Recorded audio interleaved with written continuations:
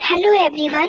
आज हम स्टार्ट करते हैं होम्योपैथिक फिलॉसफी का एक चैप्टर जिसका नाम है फिक्स्ड प्रिंसिपल्स। ठीक है, ये कौन सी फिलॉसफी से है? डॉक्टर जेटी कैंसर की फिलॉसफी से है। तो स्टार्ट करते हैं एंड इस वीडियो में हम क्या क्या पढ़ेंगे।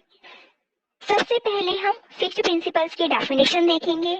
Next explain law and government from centre. Third topic होगा हमारा explain the direction of cure. तो स्टार्ट करते हैं।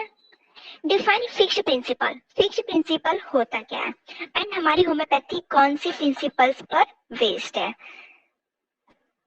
7 जो कार्डिनल प्रिंसिपल्स होते हैं, जो प्रिंसिपल्स ऑफ होम्योपैथी है, like law of similia, law of simplex, law of minimum, doctrine of drug proving, theory of chronic diseases, theory of vital force, doctrine of drug dynamization। तो ये हमारे 7 principles of homeopathy है जिन पे based हमारी पूरी homeopathy है। ठीक है, तो according to doctor JT cancer, fixed principles are those which guide the homoeopathy. जो होम्योपैथिक फिजिशियन को क्या करते हैं, गाइड कराते हैं क्योर को अचीव करने के लिए। हमारी होम्योपैथी क्या होती है, एक साइंटिफिक सिस्टम है जो फिक्स्ड प्रिंसिपल्स पर बेस्ड है एंड इसको पूरी तरीके से एक्सेप्टेड किया गया है एंड साइंटिफिकली प्रूवन भी देखने को मिलता है। लाइक जब हम ड्रग प्रूविंग देखते हैं, ड्रग प्रूविंग करते हैं, तो ड्रग प्रूविंग किसके ऊपर की जाती है, हेल्दी ह्यूमन बींग्स के ऊपर। तो जो हमें सिम्टम सिमिलरिटी देखने को मिलती है after the administration of drug, उन्हीं सिम्टम सिमिलरिटी के बेसिस पे हम पेशेंट को मेडिसिन प्रिस्क्राइब करते हैं अगर वो सिम्टम्स मैच कर रहे हो फिर। ठीक है, नेक्स्ट देखेंगे जो फिक्स्ड प्रिंसिपल्स होते हैं हमारी होम्योपैथी में, वो क्या है, law of similia. Similia similibus curentur, let likes be treated by likes. एक चीज मानी जाती है कि ओल्ड स्कूल मेडिसिन अपना पूरा एक्सपीरियंस पर बेस्ड होते हैं। ठीक है, जिसको बोला जाता है मेडिसिन ऑफ एक्सपीरियंस, क्योंकि अपने जो ईयर्स ऑफ ईयर्स में देखते जाते हैं कि जितना ज्यादा उनको एक्सपीरियंस मिलता है उन्हीं के बेसिस से वो मेडिसिन को प्रिस्क्रिप्शन करते जाते हैं। तो क्या होता है इनमें, एक एक्सपीरियंस के बेसिस पे सीरीज ऑफ इन्वेंशंस फॉर्मुलेट करते हैं या फिर थ्योरीज बनाते हैं। ये एक रॉन्ग डायरेक्शन है। हमारी साइंस में एक्सपीरियंस का प्लेस तो है but it's a confirmatory place. ठीक है, केवल ये क्या करते हैं, जो भी प्रिंसिपल्स है या लॉ है, उस दौरान अगर हमें कोई भी डिस्कवरीज देखने को मिलती है, केवल ये उसी को कंफर्म करती है, पूरा मेडिसिन ऑफ एक्सपीरियंस पर बेस्ड नहीं होती है। ठीक है, the science of medicine must be build on a true foundation. तो जो मेडिसिन की साइंस है केवल वो किस पर बेस्ड होनी चाहिए, ट्रू फाउंडेशन पर बेस्ड होनी चाहिए। एंड हमारी जो ट्रू डिसीजेस होती है वो कहाँ से जाती हैं, फ्रॉम सेंटर टू पेरिफेरी। क्या मानते हैं, हमारा वाइटल फोर्स अफेक्टेड होगा, इंटरनल डिरेसमेंट देखने को मिलेगा, फिर वो मैनिफेस्ट करेगा साइन एंड सिम्टम्स के रूप में। तो वही चीज हमें देखने को मिलता है। यही क्या होता है, ऑर्डर ऑफ डिसीजेस भी देखने को मिलती है, डायरेक्शन ऑफ क्योर भी इसी के अकॉर्डिंग ही होता है कि अगर पेशेंट हमारे पास आता है कोई भी डिसीज को लेके, तो पहले हम उसका सेंटर टू पेरिफेरी की ओर जाता है। ठीक है, डायरेक्शन ऑफ क्योर। नेक्स्ट है explain law and government from centre. तो डॉक्टर जेटी कैंसर ने अपने लेक्चर्स में बोला है कि जो गवर्नमेंट एंड लॉ होती है वो सेंटर पोजीशन को ऑक्यूपाई करती है। ठीक है, जो गवर्नमेंट के इंडिविजुअल्स होते हैं या मैन होते हैं वो सेंटर में लाई करते हैं। अगर हमारी सेंटर डिस्टर्ब हो गई तो ये अपना मैनिफेस्टेशन पूरी पेरिफेरी पे देगी, अपनी सराउंडिंग्स पर देगी। तो जब सेंटर डिस्टर्ब होगी तो अपनी पूरी पेरिफेरी को भी डिस्टर्ब करेगी, अपनी ऑर्गेनाइजेशन को भी डिस्टर्ब करेगी। तो ऐसा ही ह्यूमन बॉडी के साथ देखने को मिलता है कि हमारा वाइटल फोर्स डिरेंज होगा, तो जो सेंट्रल फोर्स है या फिर डिरेंज हेल्थ है वो क्या होगा, पेरिफेरल ऑर्गन्स को अफेक्ट करेगा, वो भी साइन एंड सिम्टम्स के रूप में। ठीक है, तो जो हमारी विलन अंडरस्टैंडिंग, कैंसर ने विलन अंडरस्टैंडिंग को मोस्ट प्रायोरिटीज दी है, या जो भी हमारे पास पेशेंट आते हैं तो सबसे पहले हम उनकी विलन अंडरस्टैंडिंग को लेते हैं, मेंटल सिम्टम्स को लेते हैं, मेंटल जर्नल को लेते हैं, उसके बाद हम फिजिकल जर्नल या पर्टिकुलर सिम्टम पर जाते हैं। तो तो जो भी हमारे इंटीरियर ऑफ द पर्सन है वो क्या है, विल एंड अंडरस्टैंडिंग से। तो फिर हमारा सबसे पहले हम दिमाग से थिंकिंग करना स्टार्ट करते हैं कि कोई चीज हमारे अफेक्शन हुआ तो हम उसको सोचना चालू कर देते हैं, या फिर जो हमारे अफेक्शन होगा वो पहले विल एंड अंडरस्टैंडिंग को अफेक्ट करेगा। वाइटल फोर्स अफेक्टेड होगा। वाइटल फोर्स क्या होता है, इमीडिएट लाइफ सब्सटेंसेस है, ठीक है, जो कि हमारे ह्यूमन बॉडी को या जितने भी लाइफ एंड फंक्शंस को फॉर्मुलेट करती है या हमारी हार्मोनी को मेंटेन करती है। अगर वाइटल फोर्स नहीं है तो पेशेंट को कोई सेंसेशन नहीं होगा, कोई भी बॉडी में फंक्शंस नहीं होगा, एज अ डेड बॉडी रहेगी, ठीक है। तो वाइटल फोर्स ही है जो सभी चीज को मैनिफेस्ट करके रखती है। तो जब वाइटल फोर्स अफेक्टेड होगा तो मटेरियल बॉडी पे अपना मैनिफेस्टेशन देगा, एक्शन ऑफ द पर्सन, ठीक है। एंड जो मटेरियल बॉडी में बेसिक एक्सेस क्या होती है, एक्सेस में कौन कौन से ऑर्गन्स आते हैं, सेरिबेलम या spinal cord.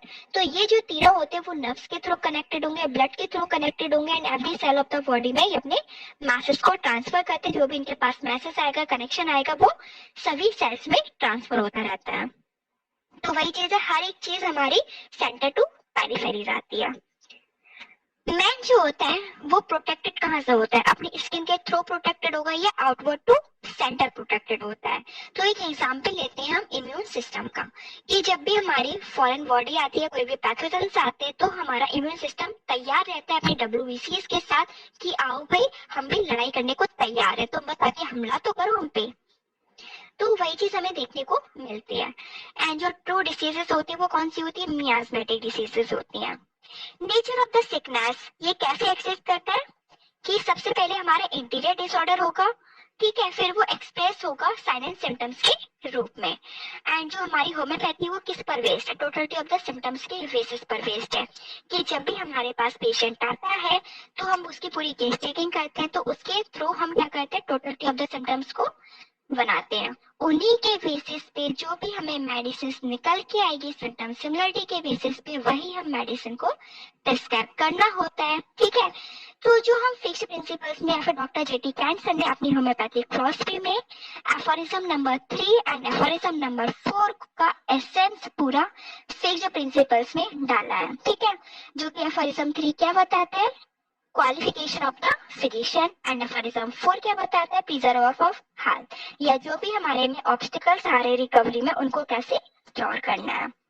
Knowledge of disease, knowledge of medicine, disease को मतलब मेडिसिन को कैसे रिपीट करना है, उनकी डोजेस क्या होनी चाहिए, उनके ऑब्स्टिकल्स हमें क्या क्या देखने को मिलते हैं।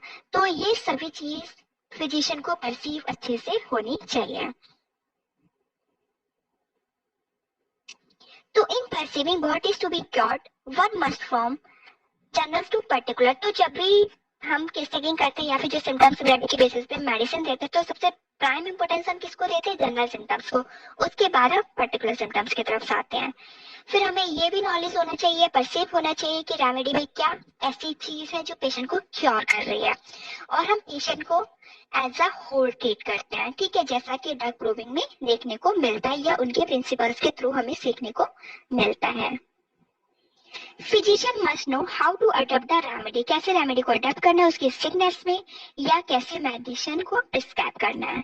Match the totality of the diseases, medicine को राइट वे में प्रिपेयर करना है, डिस्पेंस करना है, या डोजेस को सही टाइम पे रिपीट करना है, या जो भी हमें ऑब्स्टिकल्स देखने को मिल रहे हैं पाथवे ऑफ द रिकवरी में, तो उसको समझना भी होगा और हमें रिमूव करना भी आना चाहिए।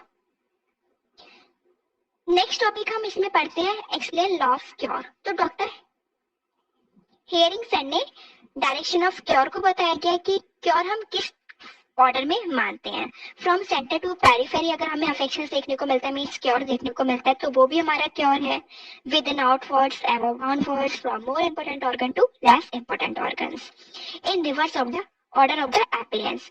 तो ये हमारा डायरेक्शन ऑफ क्योर है कि अगर इस डायरेक्शन में हमें क्योर देखने को मिल रहा है तो वो पेशेंट रिकवरी के पाथ पर है, ठीक है, उसी के बेसिस पे हम कंफर्म करते हैं। कंक्लूजन, इस वीडियो में हमने क्या क्या पढ़ा है, फिक्स प्रिंसिपल्स की डेफिनेशन पढ़ी थी, या हमारी होम्योपैथी क्या है, एक फिक्स प्रिंसिपल्स पर बेस है जिसको बोलते हैं law of सिनेरिया। Law and government from centre, उसका हमने देखा था कैसा रूल्स एंड रेगुलेशंस होते हैं, उसके थ्रू हम कैसे इस चीज को समझ सकते हैं। डायरेक्शन ऑफ क्योर को भी एक्सप्लेन किया गया था, लॉ ऑफ क्योर भी देखा था, ठीक है, जो क्योर होता है वो विद इन आउटवर्ड्स होता है। या हमने ये भी चीज देखी थी कि जो ओल्ड स्कूल मेडिसिन है वो मेडिसिन ऑफ एक्सपीरियंस पर बेस्ड है, जबकि हमारी एक्सपीरियंस का साइंस में प्लेस ओनली कंफर्मेटिव प्लेस है। ठीक है, केवल ये डिस्कवरीज को प्रिंसिपल्स के थ्रू जो भी हम डिस्कवरीज करते हैं केवल इसी चीज को ये कंफर्म करती है। This is how cure takes place on the basis of fixed principle. तो ये चीज हम देख चुके हैं। ठीक है, रेफरेंस हमने डॉक्टर जेटी कैंट सर की फिलॉसफी से उठाया था, हैनेमन सर की कैंट ऑर्गेनॉन ऑफ मेडिसिन से ली थी, या फिर हमने ऑर्गेनॉन ऑफ मेडिसिन के सरकार के lesson writing doctor JT Kent sir.